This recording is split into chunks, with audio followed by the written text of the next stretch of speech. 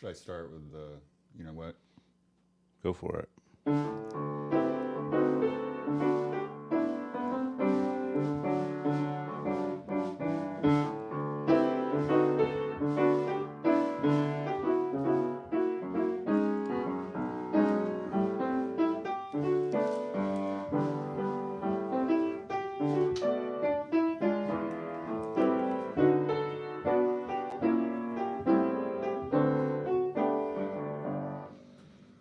Welcome, everybody.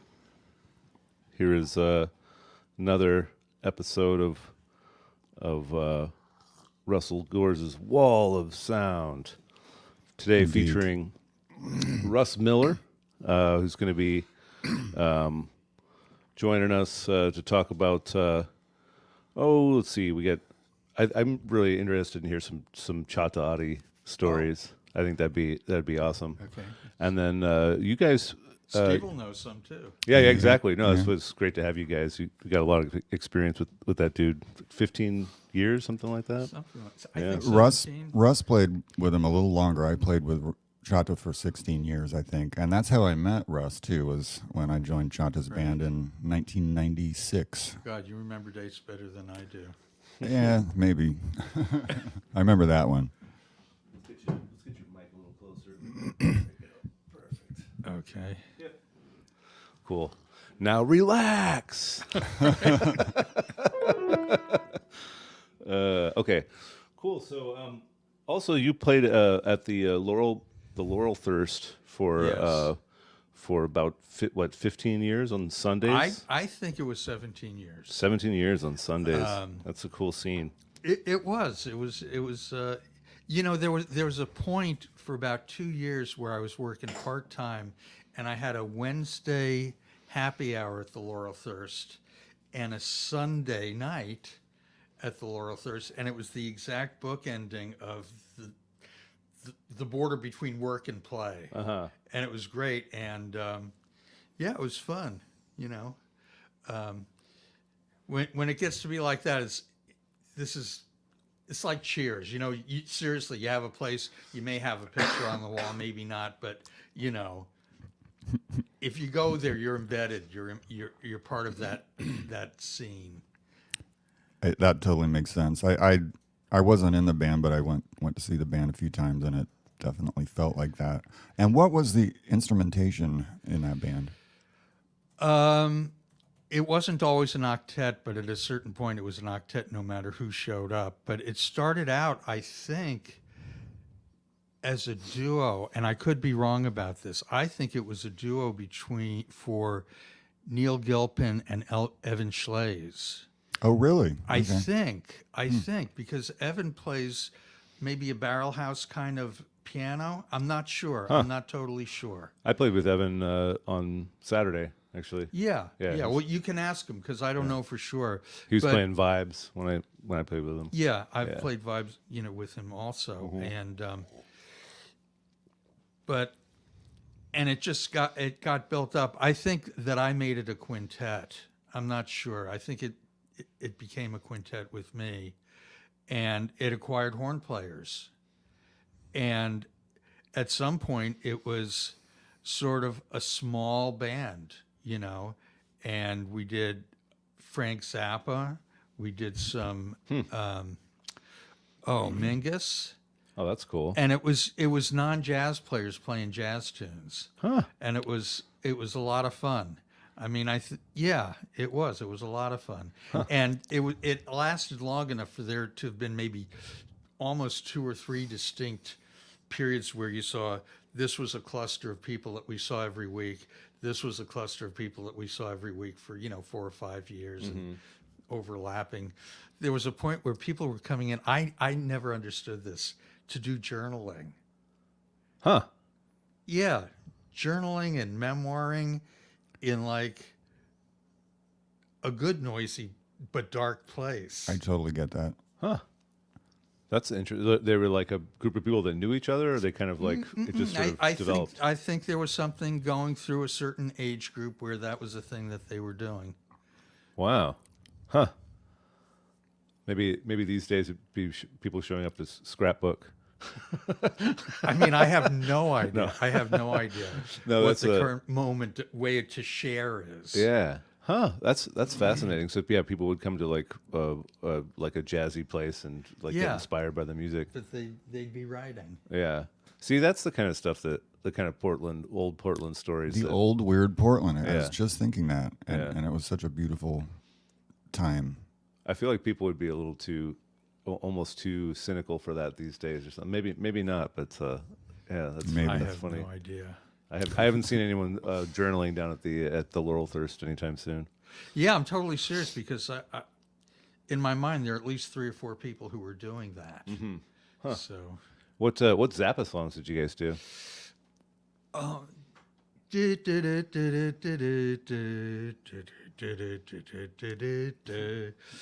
I don't remember the title.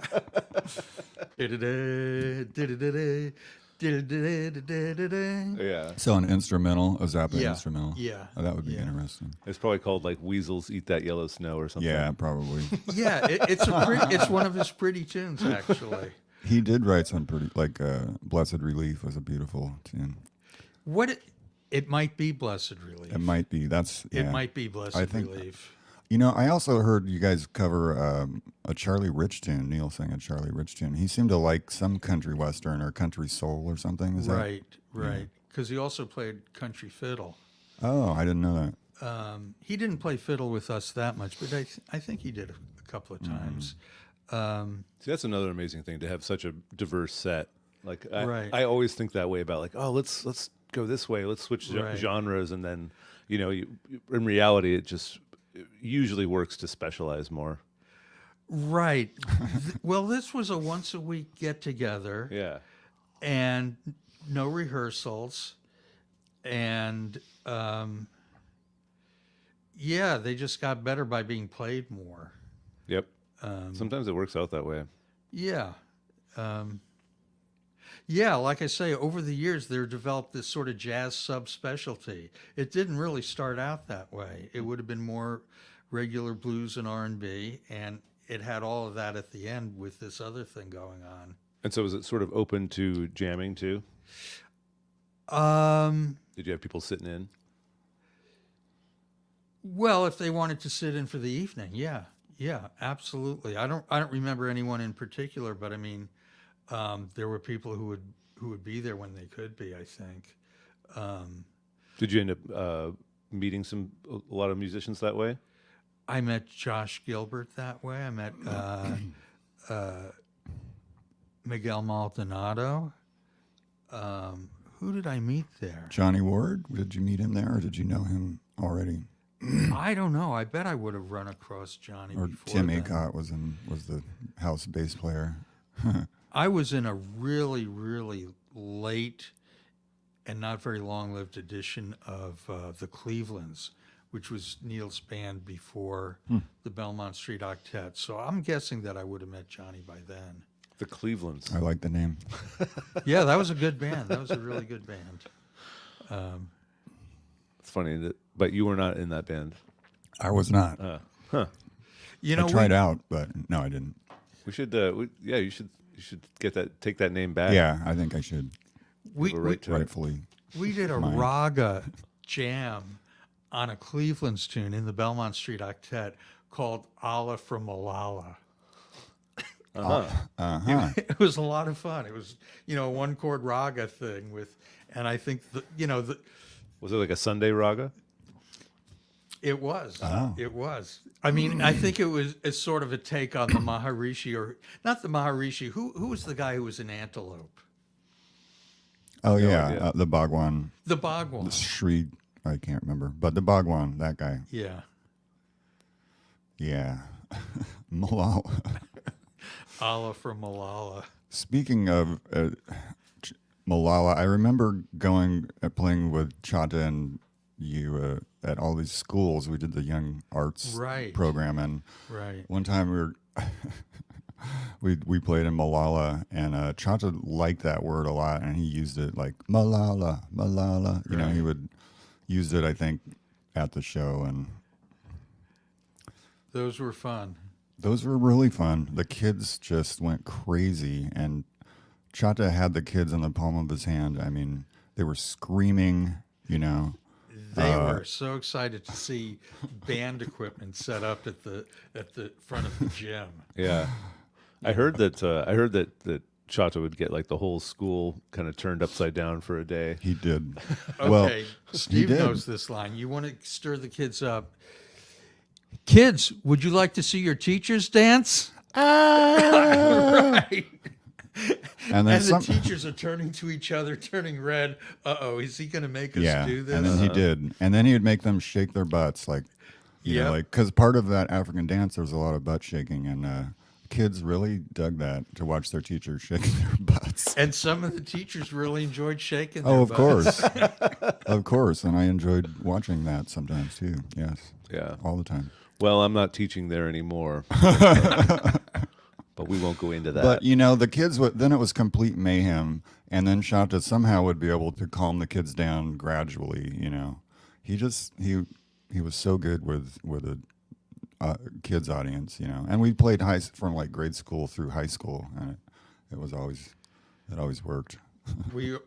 He would always call up maybe 6 to 8 kids to hand out little hand percussion, assign them, Yeah. you know, one very simple beat, which is amazing how some kids can't do a simple beat. But most people can, you know, bump, bump, bump, bump, you know, something simple. And then we play a tune with them, and it's great, and it's Yeah, fun. it was really fun. And I remember one time at Montessori school I was teaching at, this little girl, like I showed her a beat, and Right. she looked up at me, like grabbed the drum and was like this. She's like doom da tip boom da tip boom da tip boom, and then she just like threw it over to the side and like ran off to go play. And I was just like, did you? Like, yeah, completely That's natural rhythm, excellent. like good hand technique on the bongos, just like played like the bongo beat, like, and yeah, and it was just kind of like, threw it over her shoulder Right. and went to go, went out to the playground. I remember Chata had 2 sons that I met, and Tete was one of them. Tete He was the younger already one. had it by the time he was He 4 or did. 5. He did. He There was came an- up on stage with us more than Yeah, once. yeah, he did. That's amazing. right.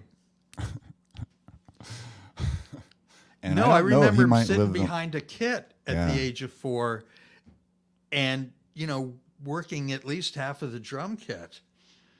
I wonder if he's still in Portland or where.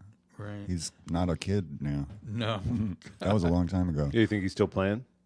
I don't know. I hope that's so. a drum family. Drumming Do you and know dancing. seriously, yeah. they're a famous drum family. famous. Right. Because Oboe Addy, right? Oboe Addy, Mickey and many Mickey Hart others. did a 3 CD world drumming thing, Yeah, right. and there's some Addies on it from Ghana. I think Yeah. there's a Mustafa Addy. Yeah, on I it. think Mustafa was a star. Yeah, I read in high school. I read like almost all of Mickey Hart's drumming book, and then listened to some of his tapes and stuff before Oh, I really? realized that he was the drummer for the Grateful Dead. Right. And I was like, oh, that guy.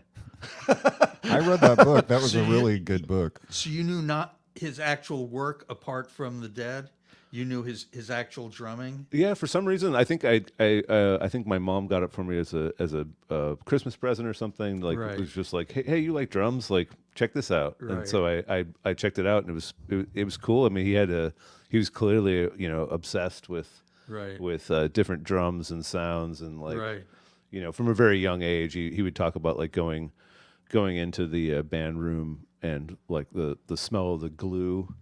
Like getting just like the second that he would hit that Right. wall of like the smell of like glue and wood like that came together for trap set drums, Right. he was just like in it, But then he got really into hand drums and various types of like gongs and percussion, and really took it seriously as like a sound bath or So did you like his work in the Dead? I have come to appreciate it. I was a big fan of one kind of compilation disc of like Right. Dead stuff Right. that I liked a lot, but then it became like really unfashionable to like the Dead, like Right. in like right around when I was in high school, and Which and would I have get been it. when? Huh? 70s? When would that have been? Well, 90s, but 90s. yeah, you're right. Let's get that mic a little closer to you. Oh, But yeah, like well, I mean, I think that was when basically like in high school is when for me when Jerry started doing a lot of heroin, right. and so it was like there was stories of him just like nodding off on stage and stuff, and I was like, Oh, yeah. I was like, that's not good. No, because of my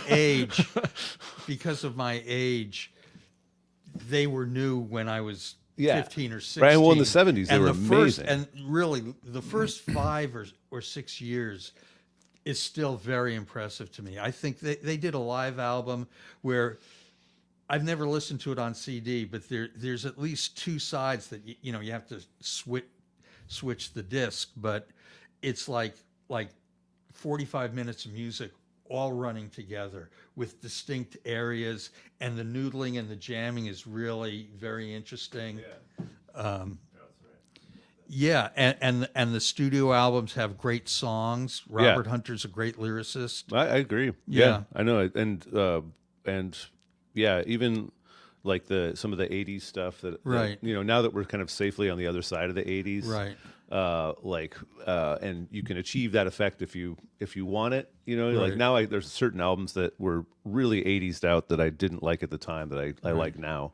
Right. Like I think we were talking about this, Robert Fripp and the Three of a Perfect Pair. Right. Like that album is just like it's so 80s Right. in every way. Like the Yeah. reverb, the production, the guitar Right. tone, the chorus on the guitar, everything about it is just like 80s as hell. But like nowadays, I really like it for that reason. 'Cause If it's you just were like, doing that stuff, that would be the perfect result. yeah, exactly. You're in that period of time. Like they were going for Right. that. They went for it. They did it, and you know. Well, Jerry Garcia was an interesting guitar player if you were 16. And it's not meant as a humorous thing. I learned from him in the sense that he used pentatonics, but he always knew that there were 2, maybe even 3 different pentatonics for the same territory he was covering. And you know, for that day, I mean, I'm looking back on the guitar players who were really important to me, and I know they're absolutely simple now to the current ear. Oh, I don't know about that. Well, to me, it just seems like there's this real burst of pop music and guitar energy with the Beatles. And but when you look back on it, it's there are 15-year-olds who can play it Yeah, really simply. yeah. There are like I really like Jerry Garcia's playing. Right. But there's a whole kind of school of people that have come after him that sort of play in that style that I just don't connect with. Like I remember one time I went to a festival. It was like the Garcia birthday band, Right. and right. and a whole day that was just like various bands that all kind of sounded Right. like Dead like. And I took a lot of mushrooms, and I tried to get into the spirit, and was just like couldn't. Like I remember, like at one point, No, they should have one Jimmy point- Herring doing it. Well, one point they came out and like they were doing photos. They were like, hey, you want to be in the group photo? And I was like, yeah, that'd be awesome. I'll be in the Right. group photo. It sounds great, you know. And I was pretty like pinned to this chair, you know what I mean? Right. But I got up and they're like, cool, just throw on this tie dye and you can be in the photo. And I was like, oh, I don't want to wear a tie dye. And they're like, oh, well, you have to wear a tie dye if you want to be in the photo. And I was like, Everybody has to wear the ribbon. Light won't bounce off of you. Why won't you wear the ribbon? and it wasn't like I was wearing like a death metal shirt or anything. You know, I was wearing like a button up. I was just like, I just don't want to take this off and then put that on and Join us. That's a little creepy. That's a little creepy to me. Well, you know, I think it's always creepy when people have devoted too much of their time to being another person. We all have idols and people we Yeah. look up to and want to copy. But I mean, like, I've also met a person or two who was clearly like only listening to Jimi Hendrix. And I love Jimi Hendrix. You know, he is a god to me. But when people do something so intensely, like there's no room for themselves, Yeah, that's a it's little really harsh. weird actually to look at. I think so too. Well, I think too, like part of this sort of going to New Orleans for me, you know, going to Right. New Orleans and like just being so enamored with it when I first went, and then Right. like when I lived there, starting to feel a lot differently about it. Right. And one of the things that really hit me was that like there's a fair number of musicians. You know, you're going there and you're going along the.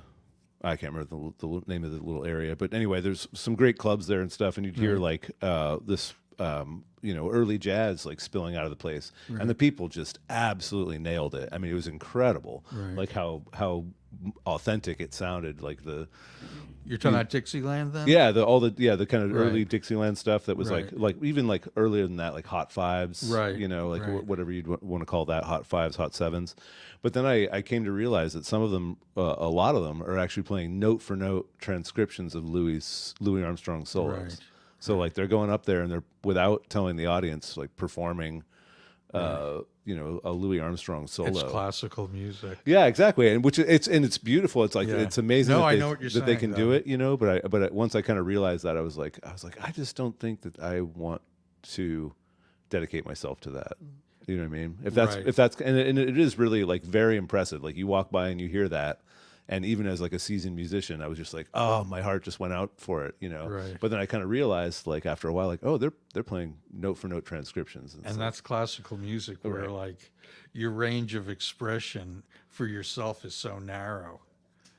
To me. No, it that's seems true. Really narrow to me. Yeah, I mean, I imagine just like with what can happen to jazz, I guess that's sort of what happened to classical music, right? Where cadenzas are now written out and stuff like that. Where a cadenza used to be like, all right, go for it, tension now, fast, go. You know what I mean? Like, but it Right. turned into like something that people were like, well, what do I do? What do I do? Everything else is Right. written out. So then they just started Do a writing- cadenza. Yeah, so they started writing those out too. You know. Right. Yeah, I mean, you hear that a lot of the great classical composers were great improvisers, like Franz Liszt and Bach, and probably I'm sure Handel must have been, and Mozart, right? Mozart probably was. Yeah, probably all those folks. I But I imagine. think you had to, because like in Baroque music, there were lots of places you had to put your own stuff in there. Right. You had to decide, well, what trills, how are we going to do this trill? You know, how are we going to do the cadenza? Right. Well, you cetera. guys know that they had a slash chord system for indicating basic harmony for the keyboard. I guess that's right, Right? yeah. They didn't write out full keyboard parts very often. They give you the chord. Well, the other part about it too is if you're going to be trying to compose something from whole cloth, I Right. mean, you're not going to sit there like with your hands at your temples going like, yeah, that's going to sound good. You know what I mean? Like you got to play it. You know, you got to try stuff out. You know, like be like, Right. oh, that's a fun little scale. Like I'll try Right. that, or I'll, you know. Although, the real heavyweights, they already hear it up here and they're just transcribing what's already up there. That's amazing to me. I hear about that, but I don't imagine people would get there without improvisation first, without like getting their hands on the actual Right. instrument first, like spending some time in their youth like dinking around. You know what I mean? Right. They'd have to. You know? Right. Right, because your first, the first things you were doing would be maybe not the final things. So it's an improvisation there because it's not the final thing that's going to be written down. Right? Yeah, you would think just to get kind of your initial hook or whatever. I don't know. You'd have to sort of. I'm thinking of all these old musicals where someone comes up with 3 notes and then suddenly they've got a whole Irving Berlin tune, from the first 3 notes. Da da da da, and suddenly they're on stage singing this whole developed piece. So Well, it's like in the Elvis movies when like he would just like pick up a guitar and be like, "Ah, no, no, no, no, no." And the whole band would just.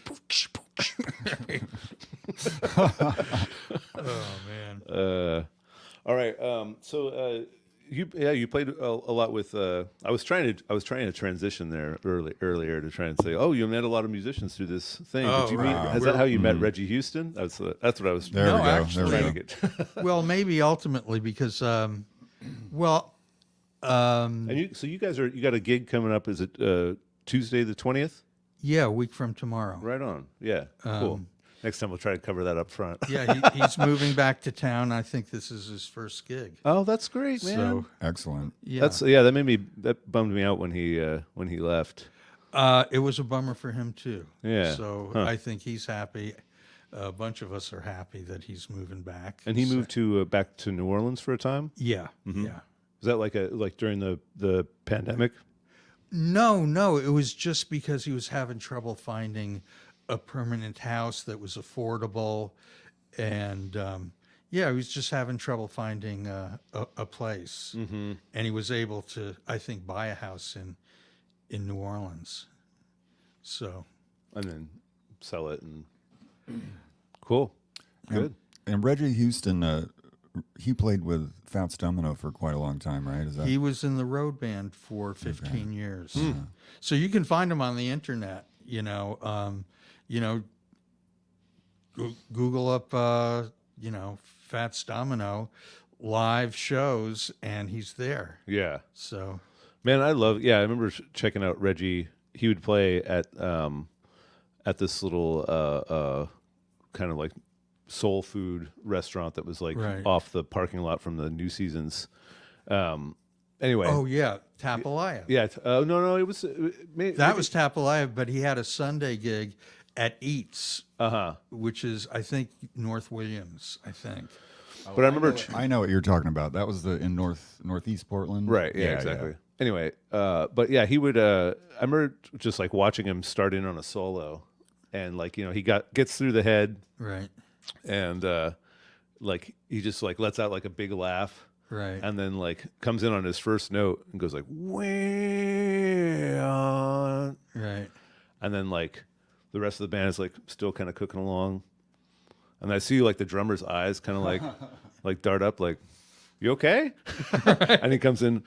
Way, you know what I mean? Like, so he like fully took his hands off the instrument, was just sort Right. of like, grooving out to the Right. to the sounds for a minute, and then like, jumps back in and plays some more. But it was like the pacing of that solo was so awesome because Right. he could get through like, 2, 3, 4 choruses of a Yeah. tune. No, and few minutes long, and like you're always on the edge of your seat, like, oh, this is great. There's a beginning and there's an end and there's a nice development. Yeah, Yeah. it was like a lot of drama, like right there Yeah, in that yeah, one, that absolutely. one moment.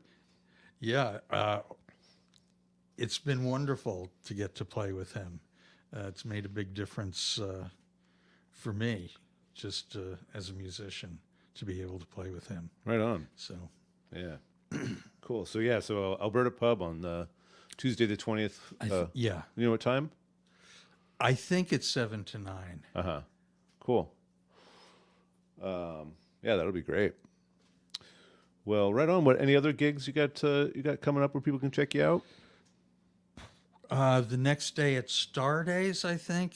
That's a gig you've already seen. Yeah, Star Day Lounge. Yeah, I'd Cool. have to check my phone, but I'm pretty sure that the next day is Star Day and a similar kind of time. Although that might be early. That might be Who are you playing with? same group. It would be Oh, cool. the Barkers. Yeah. Oh, great. I believe I'm on that one too. Although I Fantastic. don't think you know Oh, so you're about not that. playing with Reggie's. Yes. So not. No, Reggie is on Tuesday. Got it. And the next Wednesday, the following day is Barkers. Playing with the Barkers. Oh, Yeah. cool. Right on. Yeah, Starday's a great little place. Yeah, I love that place. Kind of one of those few clubs in town that like where it's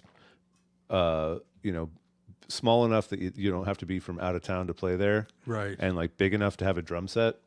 You know what I mean? There's kind of like that range of places is sort Right. of diminishing. Seems like it's all or nothing. Yeah, you can get a decent sized band up there. Yeah. Yeah.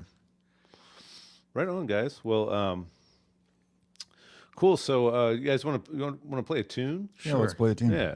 I mean, I was thinking earlier that it'd be fun to take a blues. I turn this away while I Yeah, set up. you can go grab it. You know, one other thing, promo thing, I was thinking we should tell people that we three plus Patrick Harry will be live streaming music here today. I think around 2:00. Oh, absolutely. 2 to 4. Yeah, we'll be playing some Russ originals, and I've got a Baroque tune. Let's see how that goes. I charted out. Yeah, so stick around to hear us play with a great bass player. I'll be on drums. That'll be what time? 2:00. I think we talked about going from 2 to maybe 4. See how it goes. Yep, something like that. Yeah, we've been doing that regularly. It's been really fun. Yeah, right on. So there's like the standard blues, right? Let's do like an E blues maybe.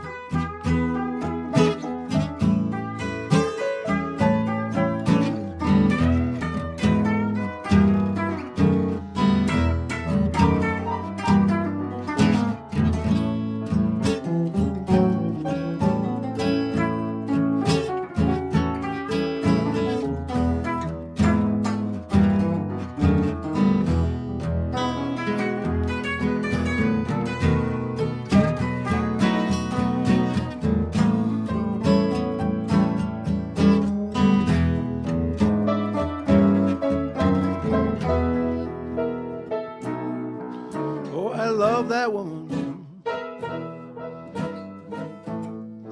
like a schoolboy loves his pie.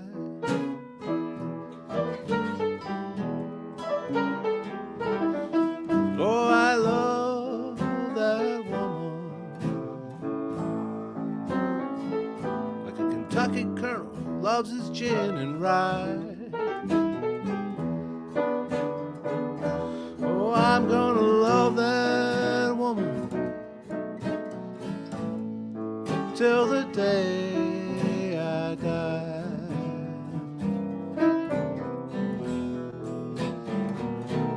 Oh, that woman's got a heart like a rock cast in the sea.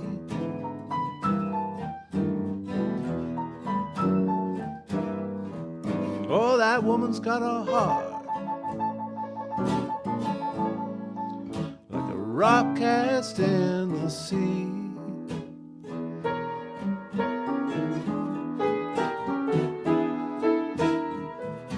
Or else she wouldn't have gone so far away from me.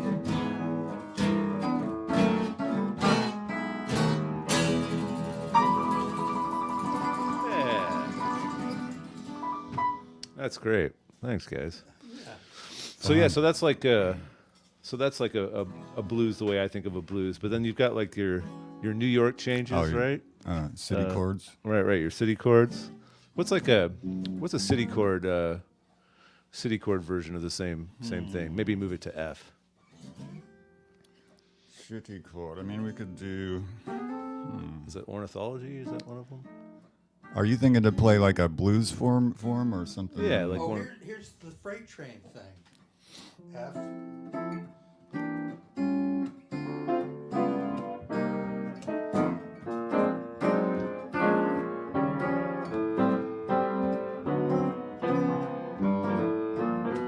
Cool. So for the sake of our listeners, and for the sake of me, what are those changes?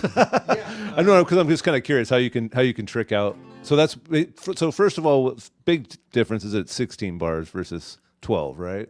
Or is that one 12 too? I think it's 16. I have to think about it. Yeah. But anyway, so you got to F major. Yep. To the E minor 755. Okay. And then you're at D minor. Cool. And then B flat 7 dominant. Yep, there's your 4 chord. And then that minor to E flat 7. Ugh. No. So then at that point you're at B flat minor 7 to E flat 7. And then you go down a half step to A minor 7, and then down a half step to A flat. And then you go to G minor. And then you're just coming back into it, you know. All right. Yeah, you want to try it? Sure. 1, 2, here we go.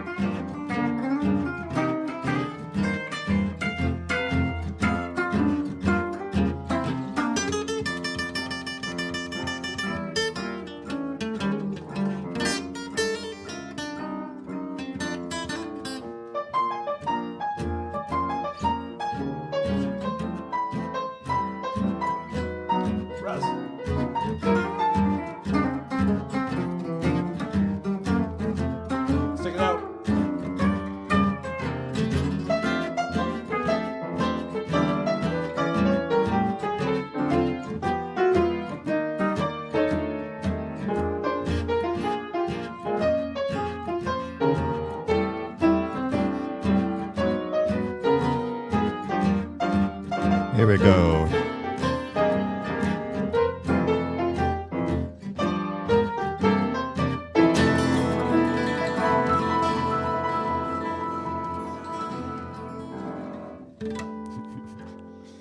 Yes. I think right. those are New York changes. Oh, thanks for So I'm indulging me, told. guys. That was fun. No, that was great. Try my hardest there to keep up on that one. That's cool. You did wonderfully. Yeah. Right on. Well, why don't we play us out with the quick version of "Feeding the Cats" Sounds good. by Steve Cleveland. Yeah. So thanks everybody for sticking around for another Russell's Wall of Sound, and this is a song called "Feeding the Cats" by Steve Cleveland to take us out.